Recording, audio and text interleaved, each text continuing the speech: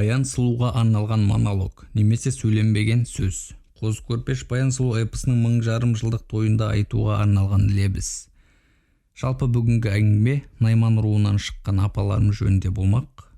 Менің Найман руына ешқандай қатысым жоқ. Жалпы руларды ешқандай бөліп жару емес. Бұл Әзекеңнің Әзілхан Нұршайықовтың Мәңгілік махаббат жыры кітабынан алынған үзінді. Біршама мағлұматтар бар екен. Найман руынан шыққан апаларым жөнінде сіздерде білсін деген ниетпен оқып бергелі отырмын. Жалпы Қозы көрпеш Баян сұлудағы, Баян сұлу эпосындағы Баян апамыз Найман руынан шыққан екен. Әңгіме содан басталады. Кеттік. Сен қазақ ішінде Найман елінің қызы екенсің ғой, ардақты апа. Сағағынан үзіліп түскен қызыл алма өзі өскен ағаштың түбіне құлайды. Сенде сол қызыл алмадай болып өз жеріңде Найман елінің сыбан руы ту тіккен аягөз алқабында жатырсың. Сондықтан да дүние жүзіндегі ең ұлы той махаббат мейрамы аягөз өлкесінде өтіп жатыр. Сұлу қыз, көркем әйелдер көп қой қазақта, көп.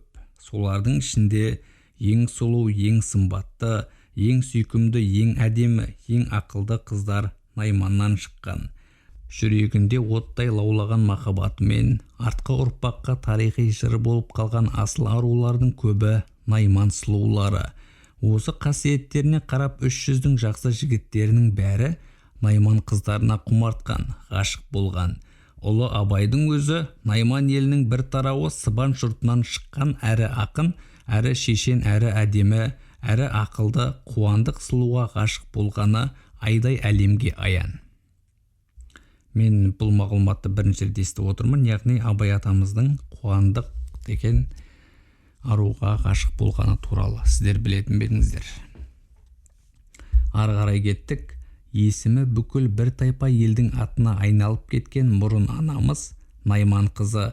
Қазақ халқының маңдайына біткен ұлы данамыз алып Абайдың әжесі Зере анамыз Найман қызы. Ту тіккен тобықтының қолбасшысы Тоқтамыс Жуантаяқ деген кісінің аяулы інісі Кемеңгер Кебек батыр құлай сүйіп құшақтасып өлген ару еңлік Найман қызы. Тіпті ұлы Шәкәрім жазған Қалқаман Мамыр поэмасындағы Мамыр сұлу да Найманның жиені екен деседі. Ал қазақ әйелдерінен шыққан ең атақты ақын ұлы Біржанмен айтысы ұлтымыздың мәңгілік мәдени мұрасы болып операға айналған Сарада Найман қызы. Сол сияқты Тұрсынхан Әбдірахманова, Марфуға Айтқожина, Гүлнар Салықбаева, Азия Мағыпарқызы, Айнұр Тұрсынбаева, Ақмарал Ілеубаева және Құралай Әлкенбаева сайрап тұрған сандуғаш, шырқап тұрған бұлбұлдар емес пе? Тек Найман қыздар ғана емес, Фариза Оңғарсынова, Күләш Ахметова, Ақұшта Бақтыгереева сияқты қазақтың ақын қыздарын кім кеміте алады? Осылардың бәрі дүние жүзінің қай ақын әйелдерінен кем емес, тіпті артықта. Айтыс ақындары Айнұр мен Құралайдың, Әселхан мен Таушанның немесе Ақмаралдың жер бетінде ешқандай теңдес жоқ. Өйткені айтыс өнері тек қазаққа ғана тән. Бұл тек қана қазақ халқының жеке меншігіндегі асыл өнер. Өзге ешбір халықтың қолы жетпеген ғажайып өнер.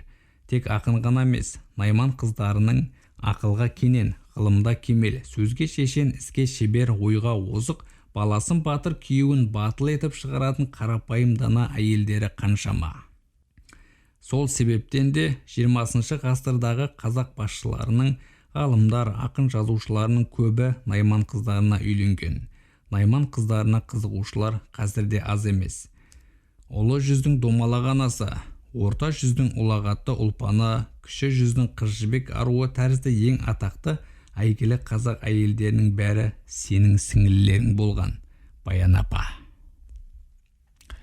Ары қарай әңгіме басқа тақырыптарда өрбейді.